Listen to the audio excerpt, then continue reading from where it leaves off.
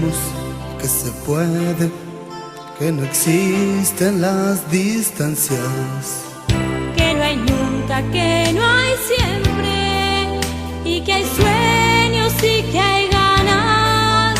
Y que juntos con amor construiremos el mañana.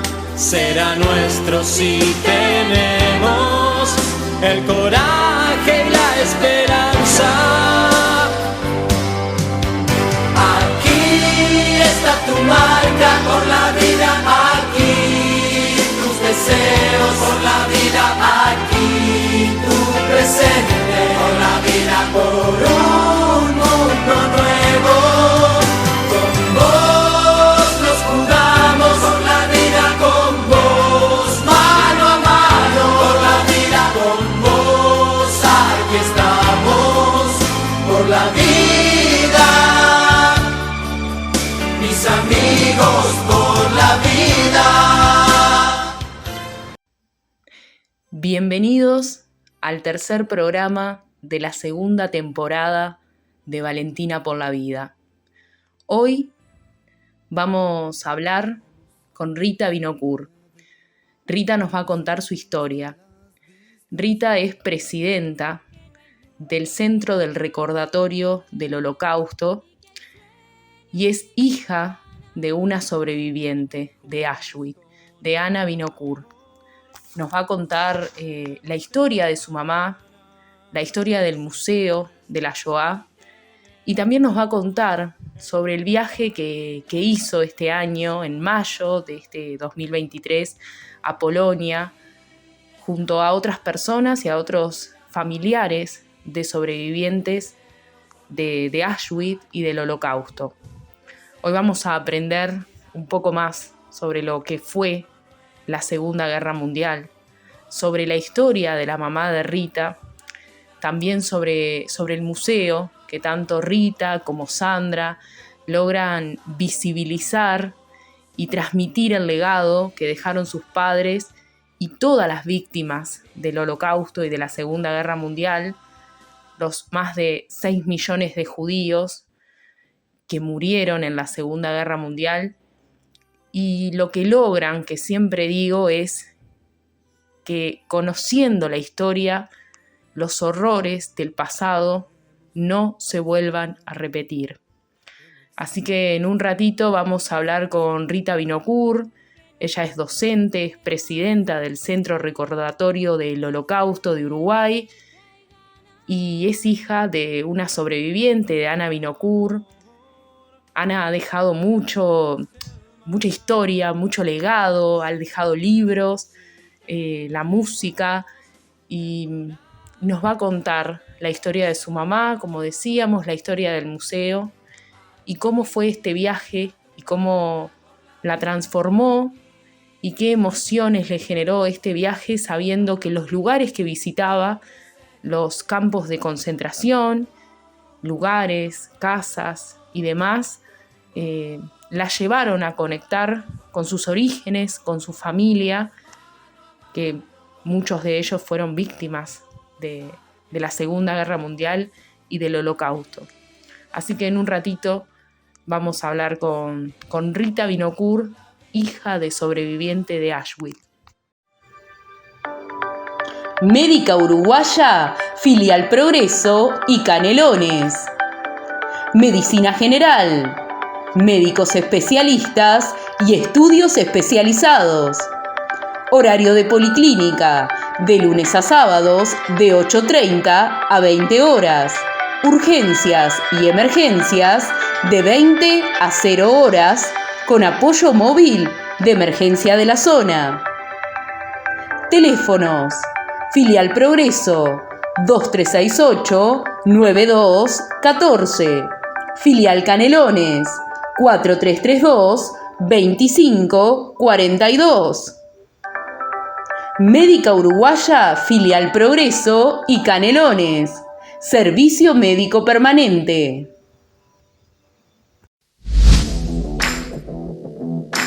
Gimnasio NutriFit en la ciudad de Sauce.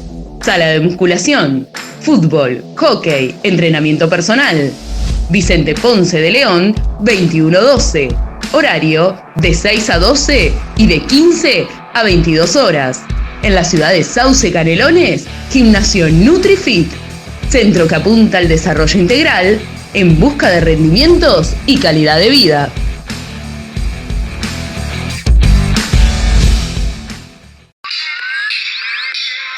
Peluquería Distinción en la ciudad de Sauce. Peinados, brushing, masajes, podología, uñas esculpidas, pestañas pelo a pelo, reiki, reflexología, esmaltado permanente, maquillaje, depilación española, femenina y masculina. Horario de atención de martes a sábados de 9 a 12 y de 15 a 20 y 30 horas. Reserva tu lugar al 092-292-717.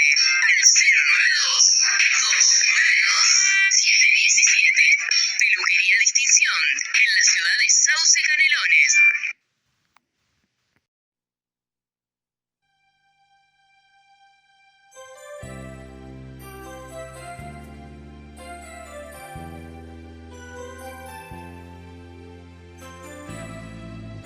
Aprendemos que se puede, que no existen las distancias. Que no hay nunca, que no hay siempre, y que hay sueños y que hay ganas. Y que juntos con amor construiremos. Hola. Hola Rita, ¿cómo estás? Bienvenida a Valentina por la Vida, gracias por aceptar la entrevista. Muchas gracias por la invitación, un gusto, un placer. Gracias, Valentina.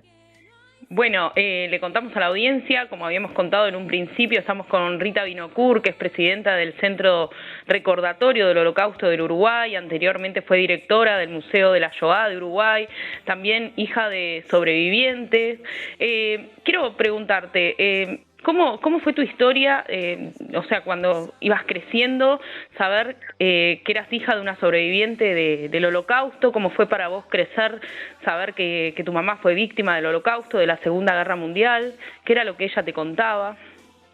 Bueno, la verdad es que fue algo extraño porque en general a los hijos de sobrevivientes no les contaban sus padres lo que habían vivido, tal vez porque no querían que sufrieran o ellos mismos no querían sufrir el recordar todo lo que les pasó, y sin embargo a mí me pareció algo muy positivo haber podido tener los ojos abiertos desde niña, desde la primaria, y Claro. bueno, me daba cuenta que era algo tremendo y sentí así la diferencia de que no debía hacer sufrir a mi madre porque ella había sufrido bastante, más allá de que mi mamá, Ana Benkel de Binocur, bendita sea su memoria, siempre fue una mujer muy fuerte y eso es lo que nos transmitía, pero siempre sentí que a los sobrevivientes ya habían tenido suficiente, igual no tenía motivos para hacerla sufrir, nos llevábamos muy bien por suerte. Pero sí fue diferente, yo siempre digo lo mismo, que nacimos tatuados de nacimiento, aunque no hayamos vivido esa barbarie, los Claro. hijos y tal vez nietos y quién sabe cuántas generaciones más. Claro. ¿Y qué te contaba ella de lo que había vivido? Porque también se dice que no cuentan todos los sobrevivientes, ¿no? Nunca pueden contar todo. Me di cuenta que inclusive de mujer grande yo me enteraba de cosas que eran horrendas y me decía, mirá qué horrible, mamá, y dice, ¿qué pensaste? Que yo no pasé por eso también, pero hay Claro. cosas que uno tiene como un pudor de contar y bueno, ella empezó de a poco, empezó a contarme lo que ocurría del punto de vista del antisemitismo que tuvo que sufrir antes de la guerra, pero estaban un poco acostumbrados a esa discriminación y se sentían igual felices, y después me empezó a contar lo que eran los guetos y sobre todo el gueto de Lodz, que era la segunda ciudad de Polonia, para muchos de pronto puede haber otra, pero era una ciudad después de Varsovia muy importante, industrial, y ella me contaba con detalles cómo fue que los aglutinaron, para decirlo de alguna forma, cómo tenían que estar hacinados, pero estaban con la familia, por lo menos, aunque sufrían hambre y frío y enfermedad. Claro. Entonces, eso fue lo primero. Lo de los campos de concentración fue más adelante. Bien, o sea que de acuerdo a la edad que vos tenías, es como que ella también te iba contando, ¿no? Sí, exactamente. O sea, yo sentí que era correcto. Y siempre digo que prefiero haberlo sabido, aunque no fuera todo, como dijiste tú al principio, pero no que hubiese algo horrendo Claro. que se ocultara y de lo cual no se hablaba, que yo sé que le pasó a muchos hijos de sobrevivientes que sentían que se cuchicheaba y había algo espantoso y oscuro que no debían saber. Bueno, yo con los ojos bien abiertos, y bueno, será por eso que quiero seguir trabajando en el tema toda la vida, más allá de que yo hice otras cosas. Yo trabajé muchísimo como profesora de inglés, pero siempre trabajando en esta área. Bien, y hay una historia relacionada a tu mamá, a Ana Vinocourt, sobre un peine. ¿Qué nos podés contar? Sí. Es difícil de abreviar, ¿no? Porque tiene tantas historias. Bueno, te cuento la historia del peine. Ya estábamos hablando del campo de concentración. Ya había pasado por el gueto de Lodz, ya había perdido a su hermanito chiquito, ya se había enterado cuál había sido el destino de este hermanito Leibus, porque en realidad después los únicos sobrevivientes fueron mi tío Enrique Benkel y mi mamá Ana Benkel de Vinocourt. Pero en ese momento ella estaba todavía, con mi abuela. Primero, tengo que decir que después del gueto de Lodz fueron transportadas toda la familia y allí separados en Auschwitz.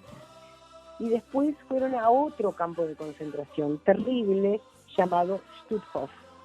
Cuando llegaron a ese campo ya les había crecido un poquito el pelo, porque cuando llegaron a Auschwitz raparon a todas las mujeres, y mamá vio que había una persona, una mujer, porque los separaban entre hombres por un lado y mujeres por el otro, y los que podían todavía trabajar y se podían aprovechar como trabajo esclavo por un lado, y a los que querían asesinar en cámaras de gas y cremarlos por el otro.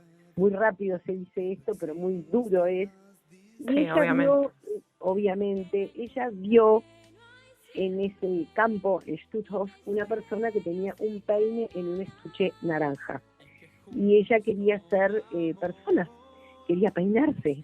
Y ya a esa altura ya ni nombre les permitían tener. Claro, porque los despersonalizaban, les sacaban todo, hasta los cubiertos, como se dice también, ¿no? Cubiertos, todo, el nombre, los bienes, todo. Los bienes, es tanto, es una historia enorme. Los dejaban sin ropa interior, sin zapatos, les daban unos suecos. Mamá prefería estar descalza aunque fuera en pleno invierno, y ahí ella fue ya con el pelo un poquito más largo, y ella quería ser humano, quería ser mujer y quería ese peine. Claro. Pero no conocía a la persona. ¿Y qué podía hacer para obtener ese peine? Lo único que podía hacer era intercambiarlo por algo tan preciado que podía significar la vida misma, y que era un pedacito de pan. Mira.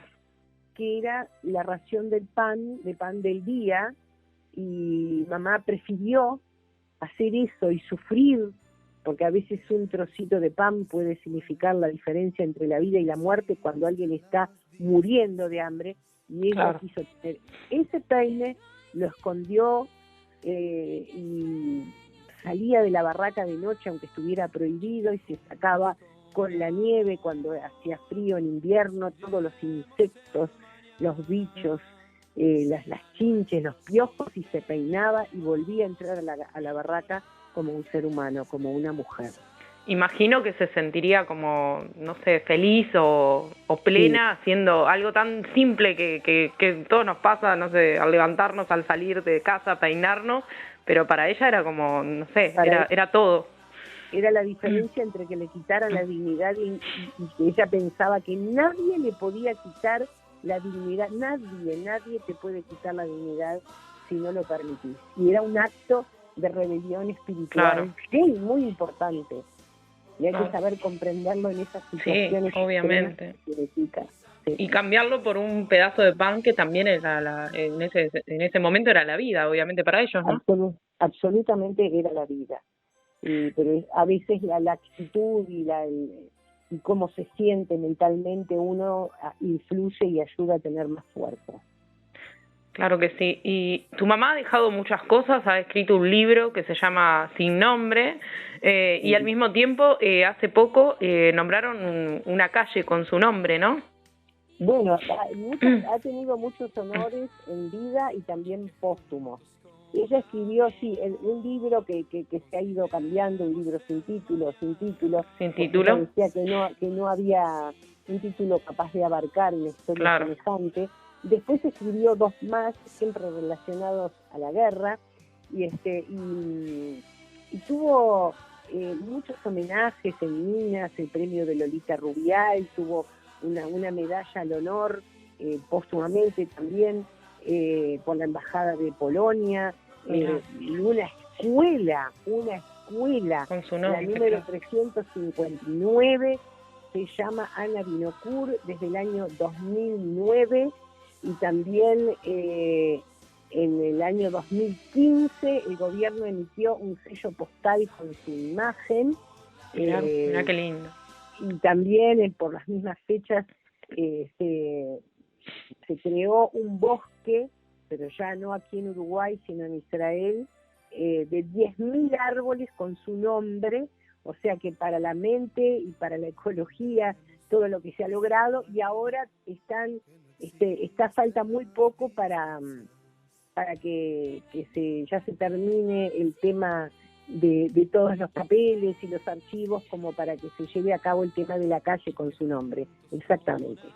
Qué bueno que, más allá de todo el dolor que debe haber vivido, el sufrimiento, digo, por lo menos te ha dejado un gran legado a vos como hija y, bueno, a toda tu familia, y bueno, que el libro que escribió, bueno, la escuela con su nombre, la calle, digo, me parece que eso también debe ser como un mimo al alma, por así decirlo, ¿no? Por supuesto, es un mimo al alma, es un legado. Yo me siento que soy su voz, porque en este momento, para la gente que esté escuchando, es como que continúa con vida, y más allá de lo que yo diga, es increíble cómo la gente la recuerda. Yo estuve contando su historia en un colegio que estuve hace 2 días, en el Colegio de los Maristas, y un profesor recordaba haberla escuchado a ella hace 20 años, en el mismo colegio, porque ella daba sus charlas en Montevideo, en el interior, en todas las radios, en todos los medios de comunicación, siempre estaba presente cuando la llamaban. Entonces por eso es que le dieron todos esos honores, porque además ella lo hacía sin odio, y por suerte nos educó a mi hermano Víctor Binocur también, que en paz descanse, sin odio. Nosotros no tenemos odio a todo el pueblo alemán y a todos los polacos por el antisemitismo o los sufrimientos, porque no se culpa a un pueblo. Hay, como decía Ian Karski, que es uno de mis ídolos, no se juzga a los pueblos sino a las personas. Hay personas buenas, hay personas malas. Al contrario, hubo justos entre las naciones, entre alemanes, a los nazis no, eso es otra cosa. Claro. No, a los que eran fieles a Hitler, eso no solo no olvidar, sino no perdonar también. Pero siempre era un canto a la vida, con mucho optimismo, era una persona que irradiaba luz, enamoraba, hipnotizaba. Yo sigo con esa idealización que tengo, porque la veía como era en su proceder diario en casa con nosotros, y era absolutamente maravillosa. Así que te dejó obviamente un gran legado y hermosos recuerdos, ¿no? Sin duda, impresionante. Está conmigo siempre, un ejemplo, y me sigue enseñando, porque a veces cuando tengo que tomar decisiones difíciles pienso qué habría hecho ella, y fácilmente y rápidamente tomo las decisiones. Yo digo que qué admirable pensar que los sobrevivientes, que también como se decía, hay cosas que no cuentan porque son horrores que vivieron, pero tener esa valentía, ¿no? Y ese coraje de volver a contar la historia, y yo creo que de alguna manera, no sé si vivirla sería la palabra, pero es como volver a ese momento, a ese lugar, a esas situaciones, y sabemos que es con esa intención de que la historia no se vuelva a repetir, ¿no? Claro, la intención es que la historia no se vuelva a repetir y dejar una huella para el presente, para el futuro, siempre es así, y que la gente hoy en día, cuando la escuche, piense: yo siempre puedo hacer algo para que mi sociedad sea un poquito mejor, ¿no? Que haya menos discriminación, un poquitito más de compromiso, involucrarse en lo que uno vea que es injusto cuando tratan a otra persona, injustamente por la razón que sea. Porque esto fue un crimen hacia 6 millones de judíos, entre ellos 1,5 millones de niños, pero un crimen hacia la humanidad, porque hubo un enorme genocidio también a otras minorías que para el nazismo no valían la pena, su vida no valía la pena. Por lo tanto, hay que estar alerta siempre. Claro que sí.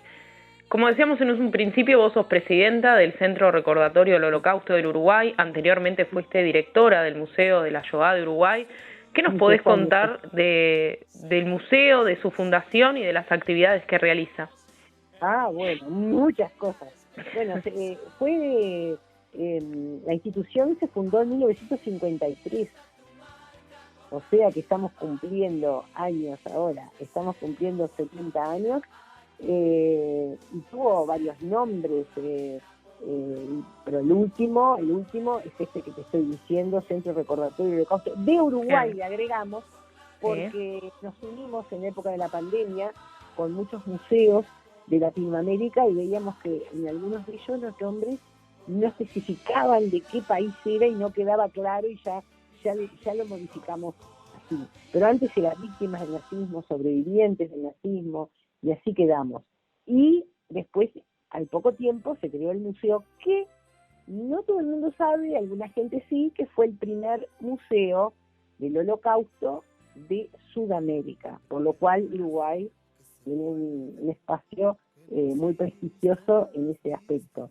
Y nosotros estamos trabajando ininterrumpidamente, recibiendo a esta altura miles de alumnos y estudiantes de primaria y de secundaria. Primaria a partir de 6º año, y ahora puede ser 5º año, porque el museo antes tenía un formato en el cual aparecían imágenes un poco crudas, que ahora no están más, para que los niños puedan venir y ser parte de la visita didáctica. Y además que Segunda Guerra Mundial está en el programa, se está luchando de que el Holocausto sea una unidad temática, tanto en primaria como en secundaria. Y también nos gusta que se llame Shoah, porque Holocausto es un nombre correcto, está dentro de nuestro nombre institucional, y así fue que fuimos inscriptos en el museo, en el Ministerio de Educación y Cultura. Pero es sacrificio a los dioses, sacrificio por fuego, si uno va a la etimología. Y además que la palabra holocausto se ha generalizado para otros genocidios. No está mal, lo reitero, pero Shoah es una palabra exclusiva del holocausto del pueblo judío, y además tiene un significado muy profundo, que es destrucción total, hecatombe total, y viene de la Biblia. Por lo tanto, el museo ya se llama Museo de la Shoah de Uruguay. También tenemos una biblioteca de Shoah, Simón Wiesenthal. Tenemos un equipo de docentes maravillosos. Ahora la directora del museo se llama Sandra Weinstein, que trabaja muchísimo conmigo, y recibimos de esta manera gente no solamente de Montevideo, sino de departamentos cercanos a Montevideo, y nosotros también vamos a escuelas y liceos. Claro. Y bueno, y últimamente hemos ido, fuimos a Tacuarembó, ya nos invitaron para Rocha, en fin, estamos trabajando con mucho amor, mucha pasión, y estamos en todo lo relacionado que tenga que ver con Shoah. Hace poco hicimos un viaje a esos lugares, a Polonia, donde estuvieron. Eso te iba a preguntar, este año fueron a este viaje a Polonia, a Auschwitz. ¿Qué nos podés contar de esa experiencia? ¿Cómo fue preparar ese viaje? ¿Cómo fue ese día que salieron de Uruguay? ¿Y cómo fue llegar a ese lugar que, como hija de sobreviviente, sabés que estuvo tu mamá y gran parte de tu familia? La verdad que es una pregunta muy amplia. Tengo que decir, a ver, ¿qué puedo decirte para no extenderme demasiado? Porque yo en lo personal estuve meses preparándolo, porque fui la directora del grupo que se formó, que fue enorme, de 43 personas, y quedaron como 10 personas más que querían ser parte, y ya quedaron en lista de espera porque es imposible. Claro. O sea que fue muy importante ese trabajo, más allá de que yo fui antes. Yo fui antes. Había sido antes, claro. Yo me quise encontrar con los descendientes de la persona que le tiraba pan a mi familia cuando era muy arriesgado, porque estaban encerrados. ¿Y tu mamá llegó a volver en algún momento a Polonia? ¿Sí? Mamá llegó en el año 96 y se encontró con esas personas que la trataron como si fuera familia. Por eso, ellos son polacos, no judíos. Por eso siempre digo que no se puede tener odio y decir todos los polacos eran antisemitas. Había antisemitismo, pero hubo gente muy amorosa como ellos que se arriesgaron. Bueno, ellos no, iba a ser el abuelo de uno de ellos que le tiraba pan a mi familia. Y yo viajé más horas todavía para ir a encontrarme en Wrocław con esta familia amorosos, y ya habían tenido una hija y un nieto, por suerte, que hablaba con él en inglés, y pude ir al mismo edificio en el que vivía mi familia, mis abuelos, mi mamá y mis tíos. Y quise entrar al apartamento porque tenía la dirección exacta, y estas personas siguen siendo dueños de ese apartamento y hay inquilinos en ese apartamento. Y no tuve suerte, porque ellos quisieron gestionar que mi sobrina Ronit y yo, que queríamos entrar ahí, que pudiéramos entrar para ver y tocar, aunque sea 5 minutos, esa vivienda. Pues estos inquilinos, sí, muy antisemitas, y me dijeron con muchísima pena y susto, casi antes de que llegara, porque no se animaban a decírmelo, porque yo tenía tanta ilusión de estar en esa casa, que dijeron: Rita, no vas a poder entrar, es imposible.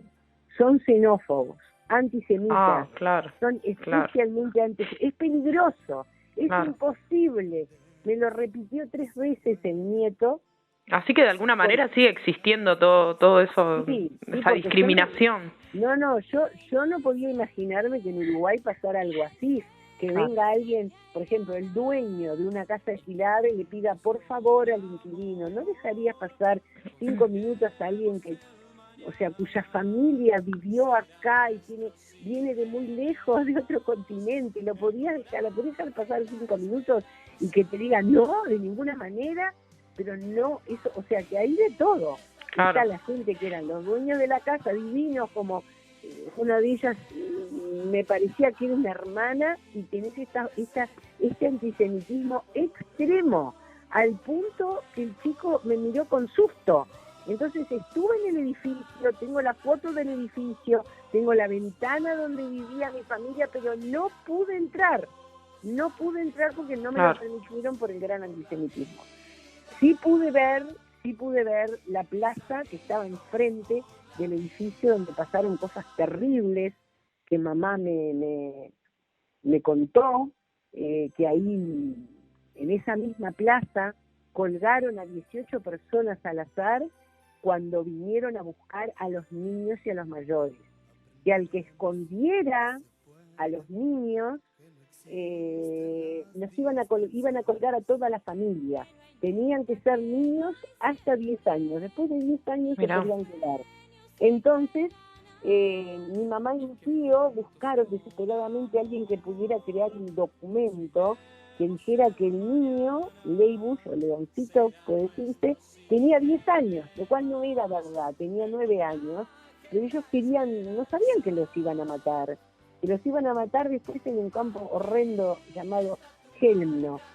No sabían, lo que no querían era separarse. Entonces ellos consiguieron ese documento, se lo mostraron al nazi cuando vino, estaban colgando esos 18 cuerpos en la Plaza Bazarna, que yo la vi, y entonces le mostraron el documento al nazi, pero el nazi se le rompió en la cara y arrancó al niño de los brazos de mi abuela, y eso fue algo espantoso que nunca pudieron superar mi mamá y mi tío, porque ellos después cuando llegaron al campo de concentración y preguntaron dónde están los niños, dijeron, ¿para qué necesitamos niños nosotros? Un desprecio terrible, ¿no? De parte de los nazis, ¿no? Y más frente a un niño. Horrible. No, eso es una cosa que fue Claro. Un dolor para mí en el viaje impresionante, cuando estuve en ese campo donde, o sea, ellos lo que hacían con los niños de ese transporte era desnudarlos, meterlos en camiones, eso me mata.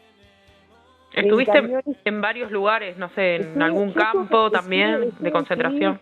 Sí, yo estuve en todos los lugares. Los metieron en un camión donde ponían el caño de escape y le ponían gas tóxico, y después los tiraban en fosas comunes. Yo estuve en ese lugar. Increíble.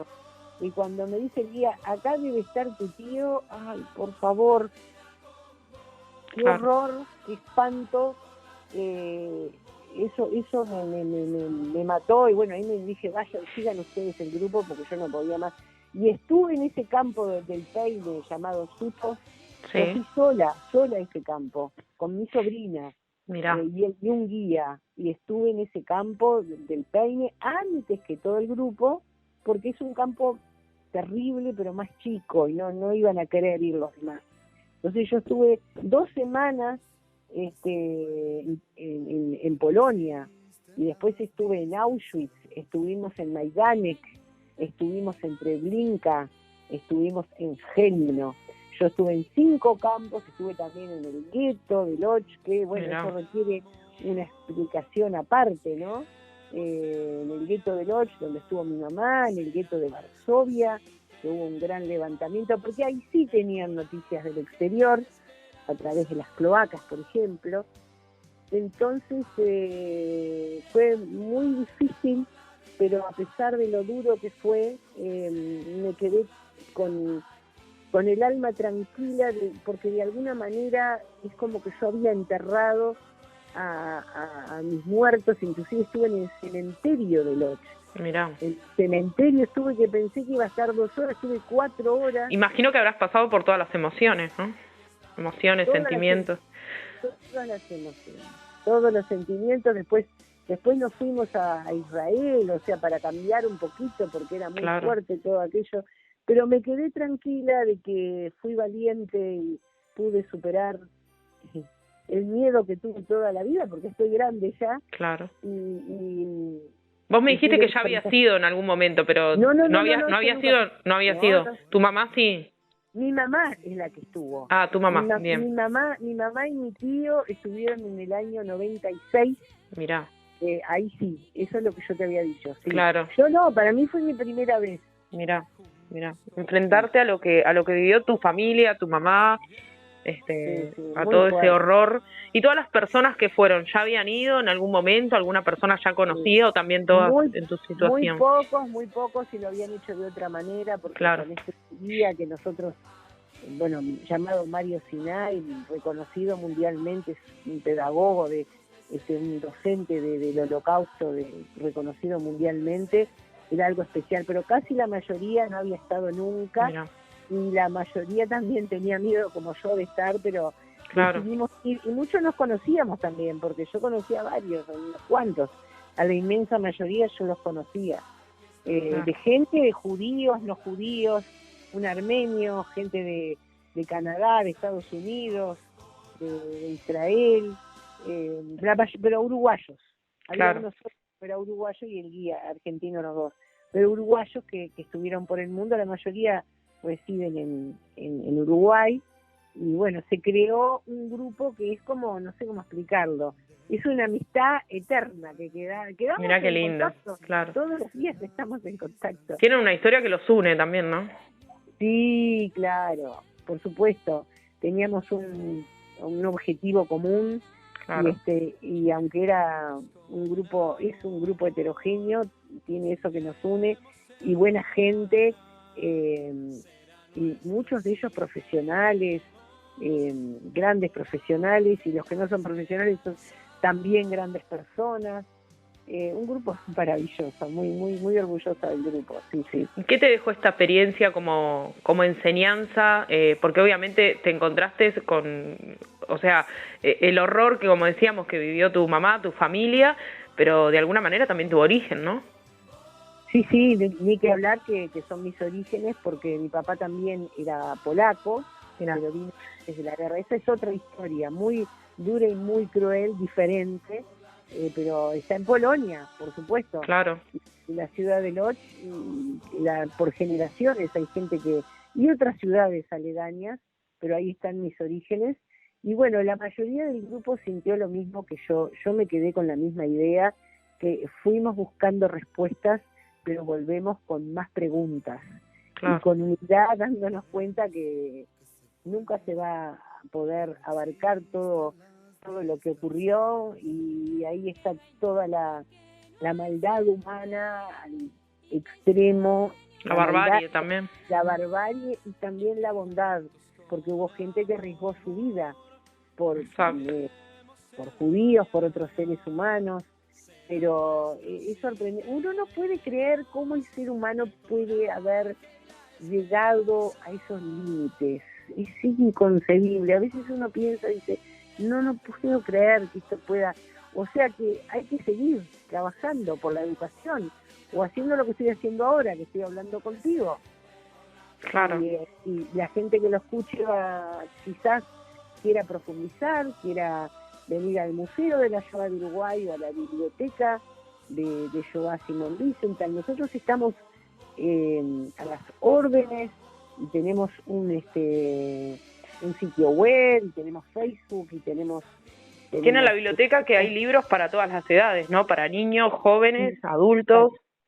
Exactamente, porque para niños tiene otro enfoque, por supuesto más tranquilo, pero que claro, uno sepa que había discriminación y estar con los ojitos abiertos. Sí, hay para niños y hay para, como dices tú, para todas las edades, claro, y todos los niveles, exacto. Ustedes tienen una frase en el museo que es poder aprender también, no solo para que no se repita el pasado, sino para mejorar un poquito el mundo en el que vivimos, ¿no? Sin duda, y valorar lo que es tener libertad y la vida. Exacto. Sí, exactamente. Nosotros estamos somos muy apasionados, lo hacemos con muchísimo amor, y recibimos una gran devolución de la gente, y nos damos cuenta de que vale la pena seguir luchando. Hay que seguir. Claro que sí.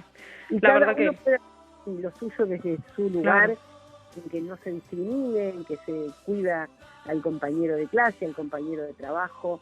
Si lo están discriminando, también se puede hacer algo, un poquito. Claro que sí, todos podemos hacer algo. Exacto. La verdad que tu familia y todas las personas que también han creado el museo les dejaron un gran legado, y también como una gran misión, ¿no? Como para seguir más allá de las generaciones. Bueno, hoy seguís vos, seguirán tus hijas después, o toda tu familia. Ojalá. Y digo, seguir con este legado para que contar historias de vida, y para que nunca más vuelva a pasar, ¿no? Aunque a veces puede parecer una utopía, ¿no? No, pero quiero decir algo, que esto fue creado por los sobrevivientes, ¿verdad? Claro. La institución fue creada por los sobrevivientes en su momento. Nadie los quería escuchar, o les parecía muy triste, o no les creían, o sí les creían pero no querían saber, y ellos se sintieron como hermanados por sus experiencias, y fue creado por ellos. Y después, bueno, con el tiempo ahora quedan sobrevivientes, pero pocos. Claro. Muy pocos. Claro, y la verdad que siempre ellos contando su historia, a veces uno los ha escuchado, ¿no? Algunos con emoción, otros, así con la paz que vos decías que contaba tu mamá, pero siempre con esa misión de que no se vuelva a repetir, ¿no? De hacer un mundo un poquito mejor. Sin duda, aunque sea un poquito, claro. Aunque sea esa persona que esté en duda, que se ponga a estudiar, a investigar, ya vale la pena. Claro que sí, cuán importante es poder conocer la historia, ¿no? Estamos con Rita Vinocourt, presidenta del Centro Recordatorio del Holocausto del Uruguay, y también hija de sobreviviente, de Ana Vinocourt, sobreviviente de la Segunda Guerra Mundial y del Holocausto. Quiero agradecerte, Rita, por tu tiempo, por todo lo que nos has contado del museo, de la historia de tu mamá, de tu viaje a Polonia, a encontrarte con tu origen y al mismo tiempo saber en dónde estuvo tu mamá. El mensaje final que quieras dejar. No, primero la agradecida soy yo. Muchísimas gracias por interesarte en estos temas y permitirme que lo pueda difundir de alguna manera.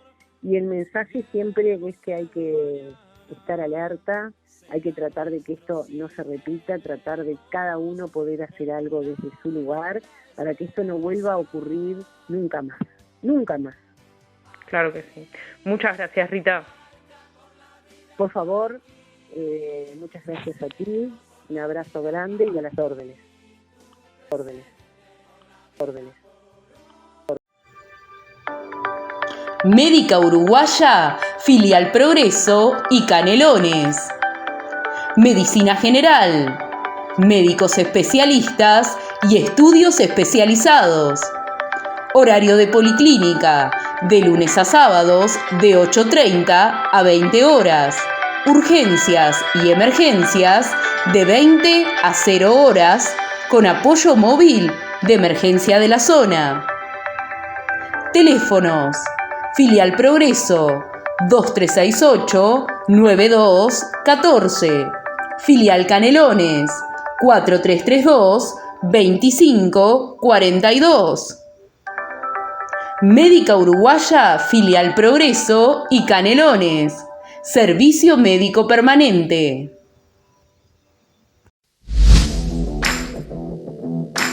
Gimnasio NutriFit en la ciudad de Sauce. Sala de musculación, fútbol, hockey, entrenamiento personal. Vicente Ponce de León, 2112. Horario de 6 a 12 y de 15 a 22 horas. En la ciudad de Sauce Canelones, Gimnasio NutriFit. Centro que apunta al desarrollo integral en busca de rendimientos y calidad de vida.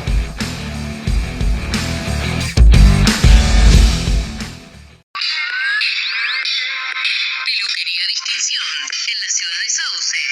Peinados, brushing, masajes, podología, uñas esculpidas, pestañas pelo a pelo, reiki, reflexología, esmaltado permanente, maquillaje, depilación española, femenina y masculina. Horario de atención de martes a sábados de 9 a 12 y de 15 a 20 y 30 horas. Reserva tu lugar al 092-292-717. Al 092-292-717. Peluquería Distinción en la ciudad de Sauce Canelones.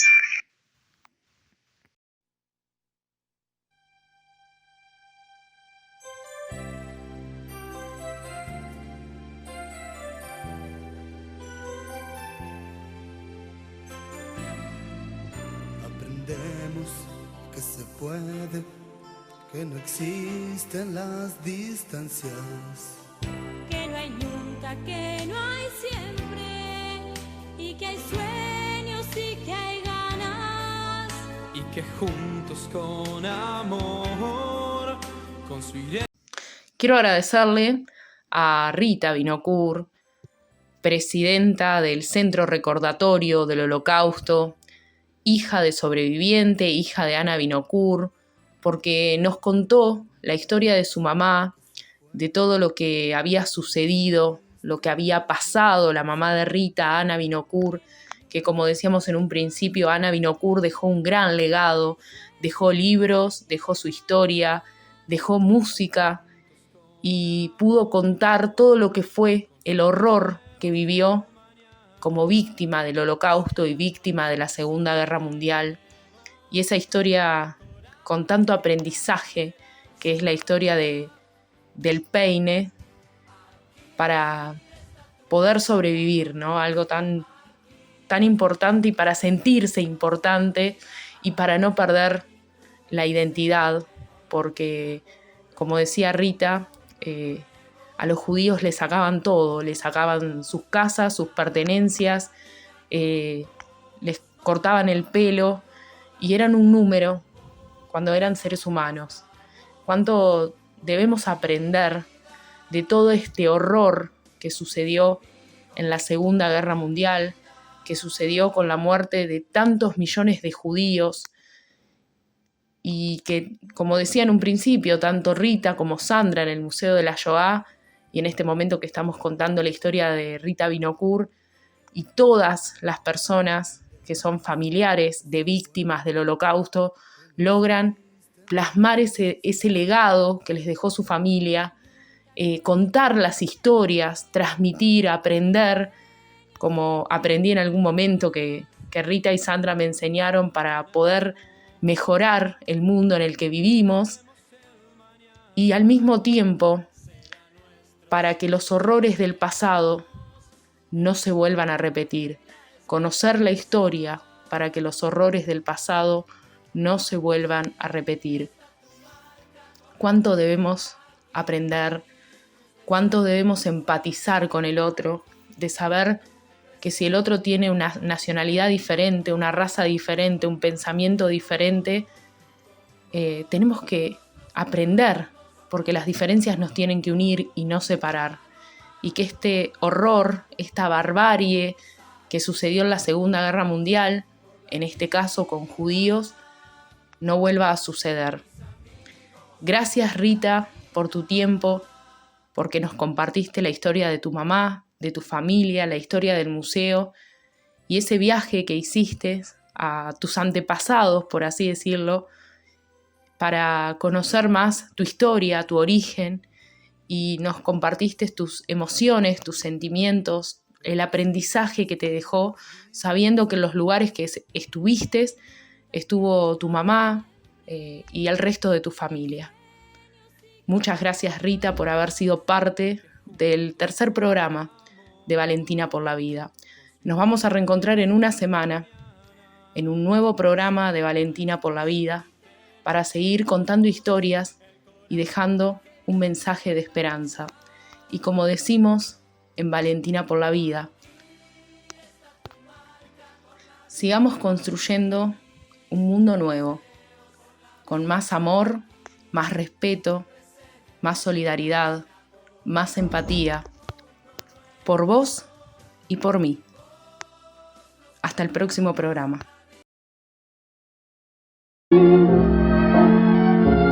Steht das Herz wie a verklemmte, mit a rupgeloste Hand, wie bei a weinendigen Werbe,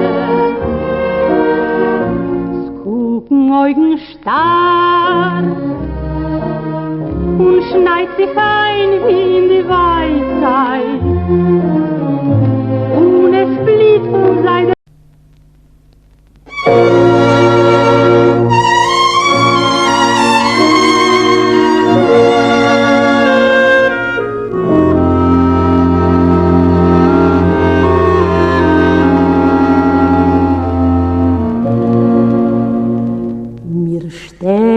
bei die Wend und steht das Herz wie a verklemmte, mit a rupgeloste Hand,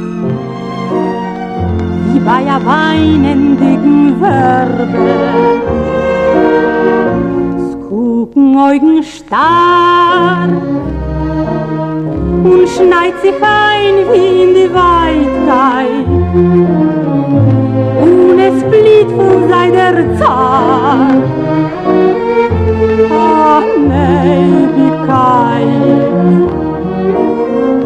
Es ist schwer zu sehen die Welt von die hohe Mäuern,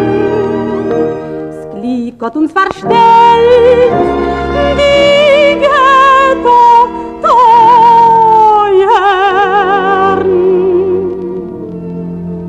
Macht die Augen zu, in der See wie nach Hulin, in wie Punk wie auf die Hor, seh ich dich heim. Ghetto, die vergessen, will ich kein Mal nicht. Echo ist dein einzige, dein treuer Lieb.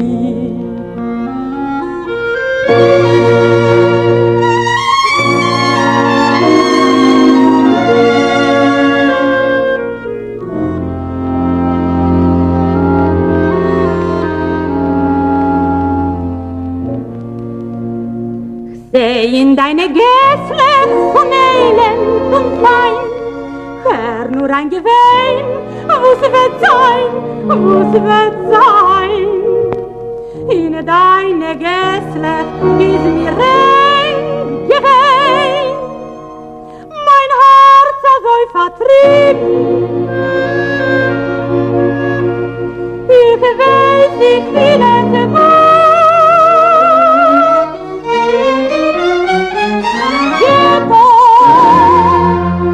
Die vergessen, wenn ich keine Mal nicht.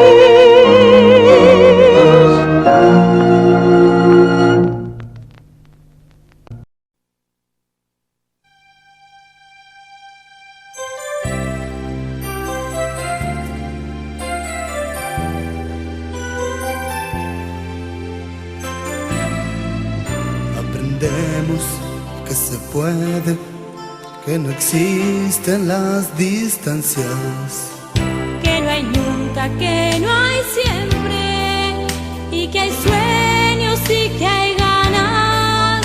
Y que juntos con amor construiremos el mañana. Será nuestro si tenemos el coraje y la esperanza.